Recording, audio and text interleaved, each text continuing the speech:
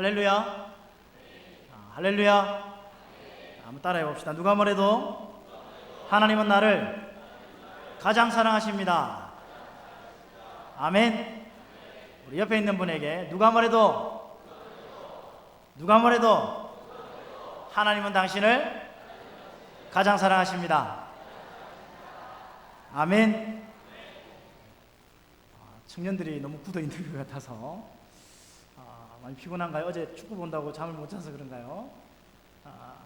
힘을 내시고 오늘 말씀 가운데 은혜를 나누는 시간이 되기를 바랍니다.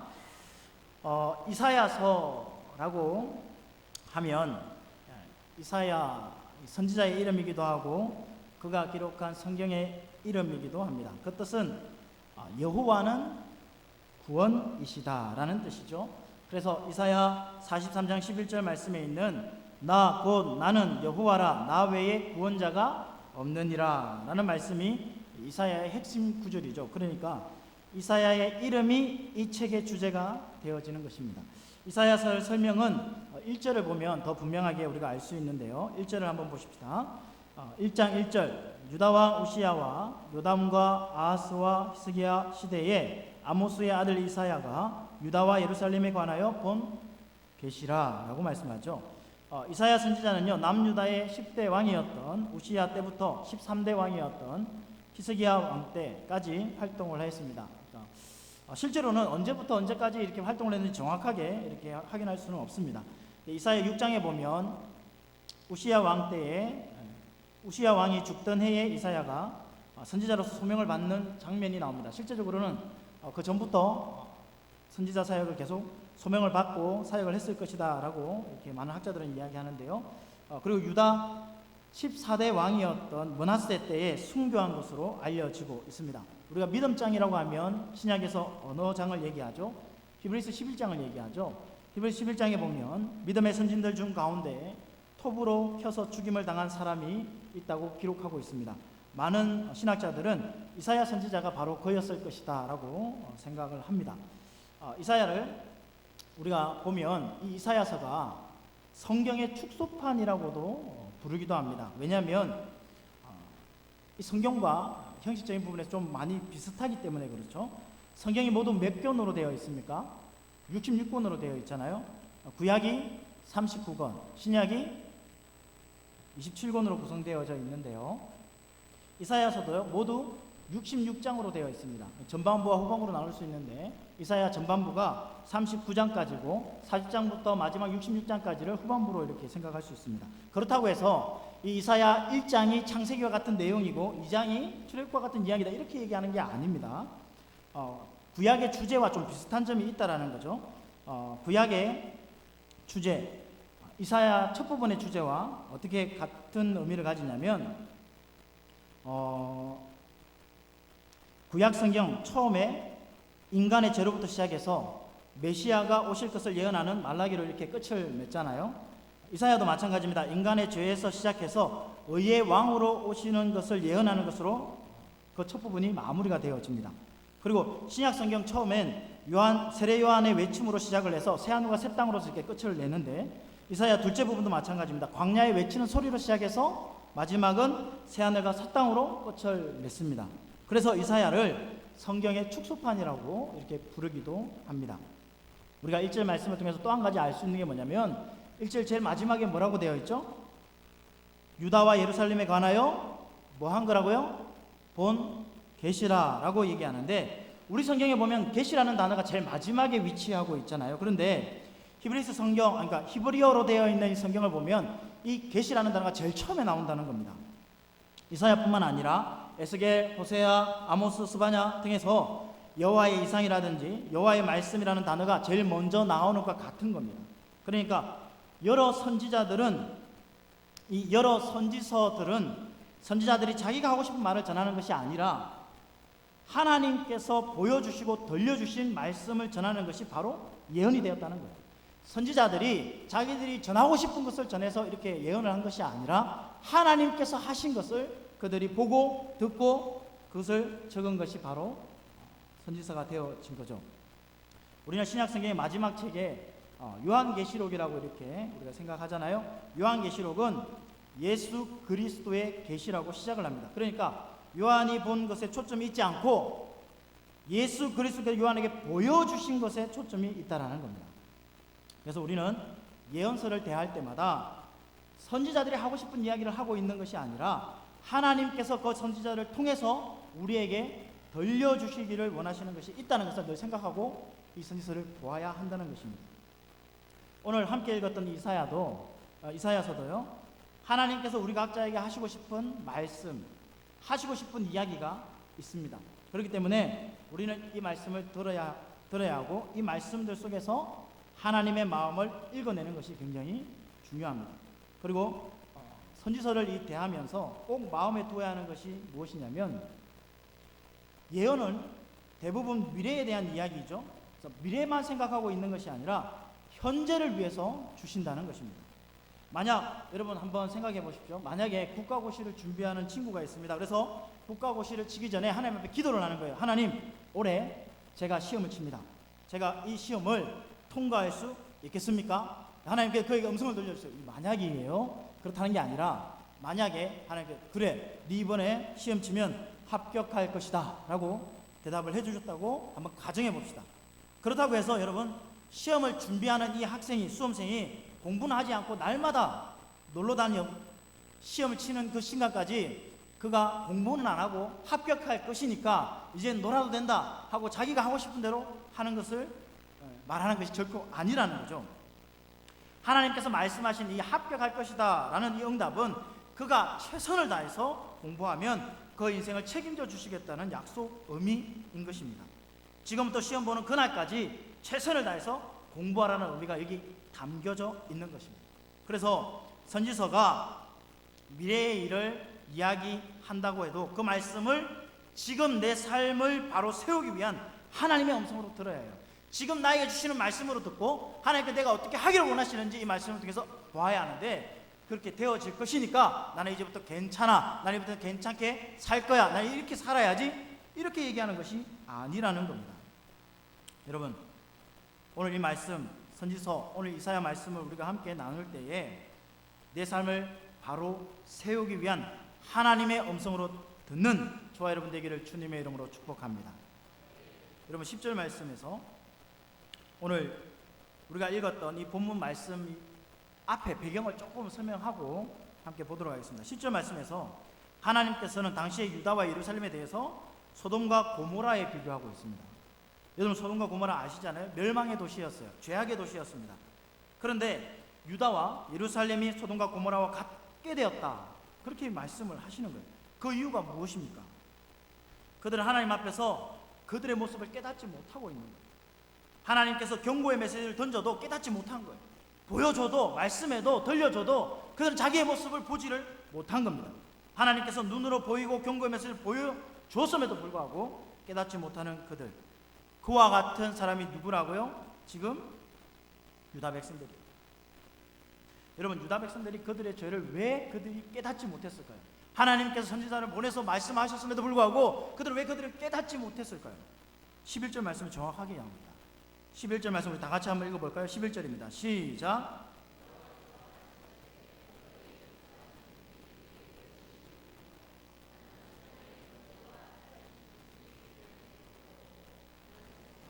어린 양이나 수염소의 피를 기뻐하지 아니하노라. 아멘. 그 이유가 무엇이라고 얘기합니까? 형식적이고 외식적인 제사, 예배를 드렸기 때문에. 유다 백성들이 하나님께 제사를 드리는 것을 여러분 중단한 적이 한 번도 없어요. 계속 하나님 앞에 예배를 드립니다. 표면적으로 아주 열심히 종교적인 의무를 다하고 있어요. 심지어 여러분, 제물도, 하나님께 드리는 제물도 정말 깨끗하고 최상의 것으로 드리고 있어요. 누가 뭐라 해도 야, 이건 진짜 예배를 잘 드리고 있구나, 하나님 앞에 예배 드리는 자로서 정말 최선을 다하는구나. 근데 중요한 것은요, 그 예배를 받으시는 하나님께서 아니라고 얘기하는 거예요. 정말 열심히 준비하고 좋은 것을 하나님 앞에 드리려고 했지만 하나님 받으시는 거 하나님께서는 아니라고 얘기하는 겁니다. 하나님께서 뭐라고 얘기하시는지 아세요? 그들에게 마당만 밟는다 라고 얘기하십니다. 여러분, 유다 백성들은요, 제사 자체에 관심이 많았습니다. 그런데 하나님과 바른 관계를 만들어가는 데는 관심을 갖지 않았어요. 단지 종교적인 의무를 행하는 것이 하나님과의 관계를 충분히 이어주는 끈이 된다고 생각을 한 거예요. 하나님과 내가 이렇게 하면 하나님 나를 붙들어 주시고, 내가 이렇게 하면 하나님께 나를 지켜주시고, 내가 이렇게 예배 드리면 하나님 나를 책임져 주신다고 생각한 거예요. 여러분, 이것이 우리에게 적용을 해보면 어떻습니까? 우리도 매주일, 매 수요일마다, 매 새벽마다 예배당을 찾고 또 주중에 성경 공부나 아니면 사랑방 모임이나 봉사하기 위해서 교회를 찾을 수 있습니다. 그러나 그런 움직임 자체가 하나님과의 깊고 두터운 관계를 보장해 주는 것은 아니라는 겁니다. 만일 그들이 형식적이고 외식적인 예배를 드리지 않았다면 그들은 그들의 죄를 깨달았을 수도 있습니다. 그런데 그들은 형식적인 예배를 드렸어요. 그것도 최선을 다해서 최고의 것으로 자기들이 드리고 있다라고 생각을 한 겁니다. 하나님께서는 여러분 성경에 형식적인 외식적인 예배를 기뻐하지 않으셨고 견디지 못하셨습니다. 그래서 하나님께 그들에게 뭐라고 얘기하십니까? 성회와 함께 악을 행하는 것을 참아보지 못합니다. 여러분, 유다 백성들은요, 예배는 거룩하게 드렸습니다. 하지만 악을 행했어요. 무엇보다도 그들의 예배는 잘 드렸어요. 근데 하나님의 정의를 저버렸습니다. 하나님의 정의란 무엇입니까? 모든 사람을 차별 없이 대하는 것입니다. 가난하다고 해서 그 사람을 차별하지 않는 것, 주의가 없다고 해서, 권력이 없다고 해서, 힘이 없다고 해서 차별하지 않는 것. 그런데 당시 유대의 백성들은요, 형식적인 예배를 드렸습니다. 악을 행하고요, 하나님이 원하시는 정의를 행하지 않았습니다. 우리가 15절 말씀도 한번 볼까요? 지금 이 유대 백성들이 어떤 삶을 살아가고 있는지 15절에서 이렇게 얘기해요. 너희가 손을 펼 때에 내가 내 눈을 너희에게서 가리고 너희가 많이 기도할지라도 내가 듣지 아니하리니 이는 너희의 손에 피가 가득함이라. 아멘. 뭐라고 말씀하십니까? 기도해도 내가 안 듣겠다 이 얘기하시는 거잖아요. 여러분, 기도의 가장 기본적이고 가장 중요한 의미가 무엇일까요? 하나님을 향해서, 하나님, 저는 무능한 사람입니다. 무지한 사람입니다. 제가 할 수 있는 것은 없습니다. 그러니까 하나님께서 해주십시오. 이게 가장 기본적인 자세 아닙니까? 나 자신의 인격과 인생을, 내 가정을, 내가 속해 있는 일터, 교회와 국가를 나의 능력과 인간의 능력으로 더 바르고 더 가치 있게 만들 수 없으니까 하나님께서 손을 내밀어 주셔서, 하나님 손을 잡아 주셔서 하나님께서 세워달라고 그렇게 기도하는 것이 바른 자세 아닌가요? 여러분, 이런 자세로 기도하는 것이요, 청산유수보다도요, 그 청산유수의 말보다도 긴 시간 엎드리는 것보다 더 중요한 거예요. 어떤 자세입니까? 나는 안 됩니다. 나는 못합니다. 나는 할 수 없는 존재입니다. 하나님께서 해주십시오. 무엇을 위해서요? 내 욕심을 위해서가 아니에요. 하나님의 영광을 위해서 쓰임받을 때 하나님 나를 사용하여 주십시오. 내 힘으로, 내 능력으로 하는 것이 아니라 하나님께서 주시는 능력으로 행하게 해주십시오. 이게 바른 자세 아닙니까? 여러분, 유다 백성들이 하나님께 목이 터져라 아침부터 저녁까지 기도하는데 성경 뭐라고 얘기해요? 손에 피가 가득하다. 무슨 의미입니까? 삶을 자기 마음대로 살은 거예요. 21절 말씀에 보면 유다 백성들이 창기처럼 되었고 살인자와 같다고 얘기합니다. 자기 마음대로 살고 자기가 하고 싶은 것에 하나님의 힘을 보태달라고, 내가 하고 싶은 일에, 내가 욕심을 가지고 정욕으로 이루는 이 일에 하나님 도와주세요 이렇게 기도한단 말이죠. 그 기도에 하나님께서 들어줄 수 없다라고 얘기합니다. 여러분, 이쯤 되면 하나님께서 유다 백성들을 완전히 버리실 것 같지 않아요? 아무리 얘기해도 돌아오지 않고 아무리 봐도 깨닫지 못하고 그럼 내가 포기하겠다 이렇게 할 수 있을 것 같은데, 더 이상 이제 내가 그들에게 어떤 말씀도 주지 않겠다라고 할 것 같은데요. 그리고 난 다음에 하나님께서 어떤 말씀을 하셨냐면 오늘 함께 읽었던 본문입니다. 18절 말씀 다 같이 한번 읽어보겠습니다. 시작. 오라 변론하자. 너희의 죄가 주홍 같을지라도 눈과 같이 희어질 것이요 진홍같이 붉을지라도 양털같이 희게 되리라. 아멘. 여러분, 11절부터 여호와께서 직접 하신 말씀들을 기록했습니다. 그런데 여기서 또다시 여호와께서 말씀하시되라고 되어 있죠. 앞에서 유다 백성들의 죄에 대해서 꾸짖고 책망하시는 것은 하나님의 말씀입니다. 그런데 하나님께서 꾸짖고 책망하시는 말씀만 하지 않으시고 또한 어떤 말씀도 하시죠? 이제 회개와 용서에 관한 말씀도 하신다는 거예요. 그래서 그들에게 뭐라고 말씀하십니까? 오라라고 오라. 여러분, 이 오라라는 단어를 우리가 좀 깊이 한번 생각해 봐야 되는데요. 하나님께서 우리에게 오라 하실 때 어떤 마음으로 오라고 하실까? 어떤 심정으로 우리를 오라고 부르실까? 지금 이 유다 백성들, 이 사람들이 지금 하나님의 말씀도 안 듣고 자기 깨닫지 못하고 자기 마음대로 살아가고 죄악을 드리고 자기가 잘났다고 자기가 드리는 예배가 온전히 하나님 받으시는 예배라고 생각하고 그 착각 속에서 죄악을 드리는 하나님 앞에 예배를 드리는 모습, 그 모습만을 가지고 자기들이 의인이 되었다고 얘기하는 그들에게 오늘 하나님께서 오라. 여러분, 여기에 오라라고 하는 단어는요, 걸어오라 라는 말씀이 포함되어 있습니다. 무슨 말이냐면 행동으로 반응할 것을 말씀하고 있는 거예요. 오라라고 하신 말씀, 그러니까 진짜 이제 깨닫고 돌아서서 오라는 그 말씀, 여러분, 오라고 하신 이 말씀 다음에 원문에서는 이게 드러나고 있는데 우리 한글 문서에서는 잘 이렇게 모르는데요. 어떤 단어가 숨어져 있냐면 원하건대 이제 제발 돌아오라는 거예요. 이 단어가 있어요. 그러니까 꾸짖고 책망하시는 하나님께서 진짜 애타게 부르시는 오라. 다시 한번 제가 읽어드릴게요. 진짜 내가 원하는데 이제 제발 내 말에 반응 좀 해라. 그래서 제발 내 말에 반응을 해서 내게로 오라는 것입니다. 그리고 하나님 뭐라고 말씀하세요? 변론하자. 우리가 서로 변론하자. 여러분, 이 변론이라는 단어는 여기서만 나와요. 이 말은 소송하다라는 말에 가까운 의미를 가지고 있습니다. 그러니까 무슨 말이냐면 원고가 피고의 죄를 덜 추원해서 고소하고 재판관이 피고의 죄를 듣고 마지막 결론을 내린다는 의미가 이 표현 속에 담겨져 있어요. 근데 오늘 본문에서 변론하자고 말하는 그 주체가 누구죠? 다름 아니라 하나님이세요. 심판자이시고 만유의 주인이신 여호와 하나님께서 변론하자, 이 얘기를 하시는 거예요. 여러분, 그분은 죄를 변론할 필요도 없어요. 또한 굳이 우리의 생각을 들을 필요도 없습니다. 변론, 그 시시비비로 따질 게 없어요. 그냥 잘못하면 그냥 때리면 되고 잘못하면 벌을 주면 되는데 왜 그 얘기를 하시면서 제발 원하건대 제발 원컨대 나한테 와서 돌아와서 내 말을 좀 듣고 깨닫고 다시 돌아와가지고 다시 한 번 더 보자. 왜 하나님께 이 얘기를 하실까요? 너의 잘못을 한 번 더 따져보자. 네가 진짜 잘못하고 죄인인 것을 네가 깨달아 알아서 진짜 한 대 맞고 두 대 맞아도 네가 아무 소리 못할 정도로 내가 한번 가르쳐 줄까? 이 얘기를 하시는 것 같으세요? 하나님께서 어떤 마음으로 오라고 하시는 것 같으세요?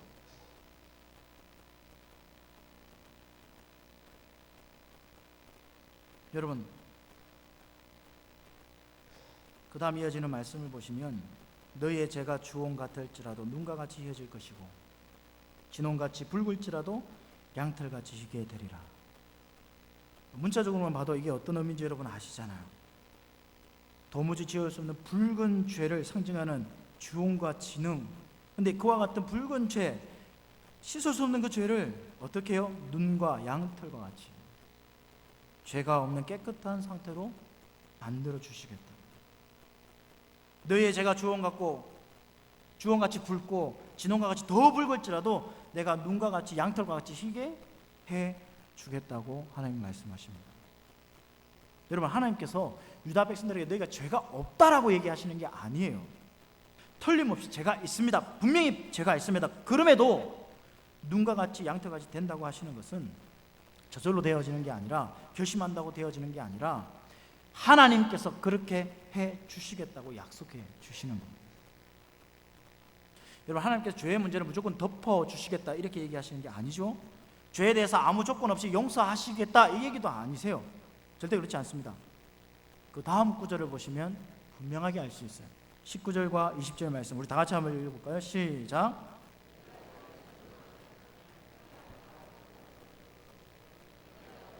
배반하면 칼에 삼켜지리라. 여호와의 입의 말씀이니라. 아멘. 여러분, 무엇을 말씀하고 있나요? 너희들의 죄를 깨닫고 회개하고 다시 하나님의 말씀에 순종하면 내가 너희를 용서할 뿐만 아니라 너희에게 땅의 아름다운 소산을 먹게 할 것이라고 말씀합니다. 그러나 만일 만일 죄를 깨닫지도 못하고 회개하지도 않고 하나님의 말씀을 거절하면, 나를 배반하면 칼에 삼켜지리라. 내가 반드시 너를 망하게 하겠다라고 말씀하십니다. 여러분, 오늘 말씀을 통해서 우리가 알 수 있는 게 뭘까요? 하나님께서 우리를 꾸짖고 책망하시는 이유가 무엇입니까? 우선 오직 우리가 회개하게 하기 위함입니다. 진정한 회개가 있으면 내가 너 용서해 주겠다. 네가 회개하면 내가 용서해 주겠다. 더 나아가서 너를 내가 축복하겠다. 그러면 오늘 말씀을 우리가 보면 우리가 회개할 것, 하나님, 우리가 회개할 것 무엇입니까? 무엇을 회개해야 합니까? 하나님 앞에서 더 정직하지 못하고 더 정의롭지 못함을 회개해야 합니다. 또한 우리 안에 사랑이 없음을 두고도 회개해야 합니다. 정직과 공의를 부르짖는 사람들은요, 사랑이 없을 수 있어요. 무조건 사랑과 용서를 외치는 사람은 정의롭지 못할 수 있습니다. 그런데 하나님께서는 우리에게 정의와 함께 사랑의 모습을 오늘 본문에서 우리에게 보여주셨습니다. 하나님께서는 이 부분을 신약에서 무엇으로 우리에게 보여주셨습니까? 십자가입니다. 십자가. 여러분, 십자가는요, 죄에 대한 무서운 하나님의 공의를 나타내주고 있습니다. 하나님이 공의로우시기 때문에 반드시 죄는 벌하셔야 합니다. 그런데 하나님은 그 공의의 채찍을 다른 사람에게 내린 것이 아니라 누구에게요? 자신이 가장 사랑하는 아들에게 내리셨습니다. 이렇게 하심으로 하나님의 사랑을 우리에게 보여주셨습니다. 그래서 우리는 하나님 앞에서 더 정직하지 못함을 두고 회개해야 합니다. 그리고 사랑이 없음을 두고 회개해야 합니다. 예수님의 십자가를 통해서 정직을 회복하시고 또한 사랑을 회복할 수 있는 우리 모든 성도님들 되시기를 주님의 이름으로 축복합니다. 여러분, 이 말씀을 보면 어떤 마음이세요? 내가 어떤 죄를 지어도 하나님 다 용서해 주시겠구나. 내가 어떤 죽을 죄를 짓는다 하더라도 하나님은 그 붉은 죄를 깨끗하게 하얗게 회복시켜 주시겠구나. 그렇게 생각하십니까? 그렇게 받으신가요? 오늘 말씀을 다시 한번 읽어볼까요? 18절 말씀입니다. 18절 말씀 시작. 여호와께서 말씀하시되 오라, 우리가 서로 변론하자.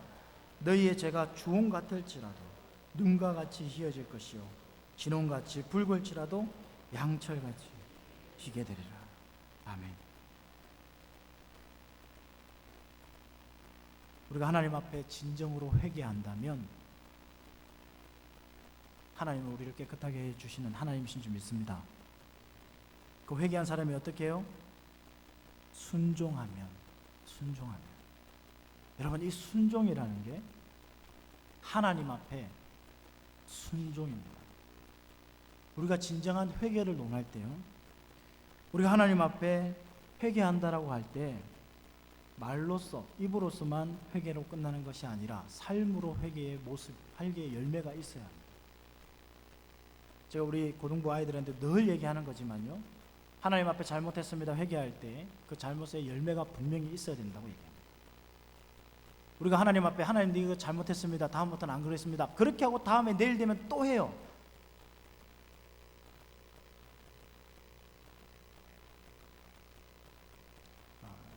방금 찬양했던 요 앞에 있던 아이가 저희 집의 아이들인데요, 이제 큰아이가 4살이 되어서 조금 말을 하고 자기의 의사를 표현합니다. 그리고 자기의 잘못을 한 번씩 고백해요. 좀 이상한가요? 어제 밤이었나요? 제가 이제 큰아이를 데리고 이렇게 안고 자는데 이런 얘기를 하더라고요. 아빠, 아까 화장실에서 화내서 죄송해요, 미안해요, 자기 하고 싶은 대로 이렇게 막 물 하고 싶고, 자기가 양치하고 싶고, 자기가 먼저 씻어야 되고, 이런 것 때문에 추우니까 빨리 감기 걸리기 전에 빨리 씻으라고 막 하는데, 자기 하고 싶은 대로 하고 싶은 거예요. 그래서 땡깡을 좀 부리다가 혼이 났어요. 그래, 그럼 내일 씻을 때는 아빠 말 잘 듣고 빨리 씻자. 네, 그래요.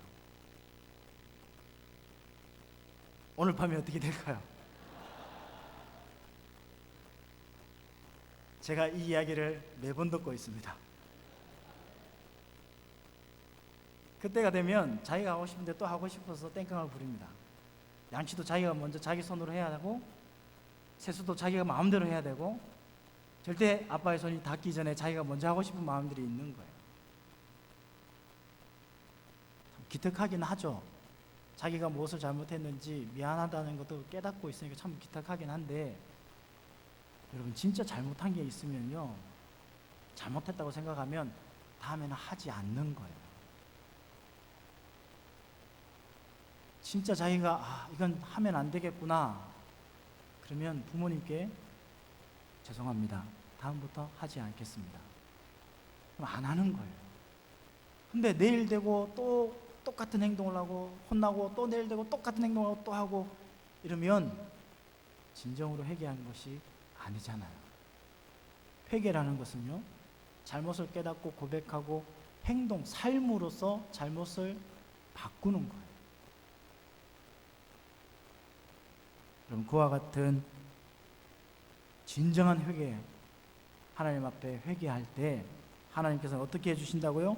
순종할 때 하나님 말씀 앞에 이제 내가 하고 싶은 대로, 내가 하고 싶은 욕망대로, 내 정욕대로 하는 것이 아니라 하나님 앞에 순종함으로 그 삶이 변화되었을 때 하나님께서 어떻게 해주신다고요? 깨끗하게. 아무리 우리의 삶의 죄악들로 인해서 붉은 죄악들이 우리 속에 있다 할지라도 어떻게 해요? 눈과 같이 깨끗하게 해주시는 하나님이신 줄 믿습니다. 우리가 하나님 앞에 그런 진정한 회개를 할 수 있는 하나님의 사람들 되기를 주님의 이름으로 축복합니다. 여러분, 하나님께서 유다 백성들을 향해서 이렇게 탄식하는 것은요, 이렇게 안타까워 애타게 하나님께서 그렇게 이야기하시는 것은 무엇 때문일까요? 그들이 비워야 할 것과 채워야 할 것을 반대로 행했기 때문에 그래요. 여러분, 그들은 하나님께 제사를 드려서 자신들의 의무를 다했다, 나는 하나님 앞에 할 만큼 했다, 이만큼 하면 하나님 앞에 인정받는다 라는 것을 의무로 자신들을 채웠어요. 진짜 채워야 할 것들은 채우지 않고 다른 것들로 채웠어요. 그것은 비워야 하는데 비우지 않고, 채워야 하는 것들을 비우고 비워야 하는 것들로 채웠다는 거예요.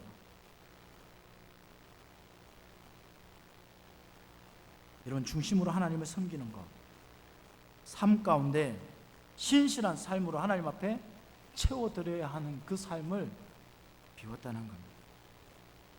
그럼에도 하나님은 그들을 외면하시거나 내치지 않으시고요, 회복을 약속해 주십니다. 그 하나님의 마음을 오늘 이 시간 저와 여러분도 함께 받을 수 있기를 바랍니다. 그래서 이번 한 주간도 하나님의 은혜 가운데 하나님의 자녀다운 사람으로, 성령님이 거하시는 성전으로 함께 지어져 가시는 저와 여러분 한 주가 되기를 주님의 이름으로 축복합니다. 함께 기도하겠습니다. 사랑이 많으신 하나님 아버지, 오늘 이사야의 말씀을 통해서 우리의 실상을 발견하게 하시고, 우리가 비워야 할 것과 채워야 할 것이 무엇인지 확인함으로 진리와 생명을 짓는 사람이 되게 하여 주시옵소서. 무엇보다도 우리를 향하시고 우리에게 풍성한 은혜를 베푸시는 하나님을 더욱 선명하게, 분명하게 만나는 저희들 되게 하여 주옵소서. 우리가 오늘 말씀에 나타난 유다 백성들에게 손가락질을 하거나 비난을 할 수 없는 것은 그들의 모습이 바로 우리의 모습이기 때문입니다. 우리가 비워야 할 것과 채워야 할 것을 반대로 생각하는 그 어리석음을 범치 않도록 저에게 지혜의 영을 허락하여 주시고, 하나님 앞에 진실함으로 진리와 생명을 지어가는 정말 욕망과 죄를 지으려고 하는 어리석음을 버리고 하나님 앞에 매일매일의 승리하는 삶을 살아내는 저희들 되게 하여 주옵소서. 오늘도 우리를 구원하시는 하나님의 은혜를 더디고 함께 지어져가므로 우리의 삶이 여호와 하나님의 구원을 이루어 여호와 하나님의 구원을 보여주는 이사야가 되게 하여 주시옵소서. 하나님, 정말 말씀 가운데 우리가 성경적인 교회로, 말씀의 교회로, 살아있는 교회로 저희를 살려주셔서 더욱더 생명을 살리는 사역들을 감당하는 우리 모든 나눔과 섬김의 공동체 되게 하여 주시옵소서. 감사합니다. 한 주간 승리하게 될 줄 믿고 예수님의 이름으로 기도하옵나이다. 아멘.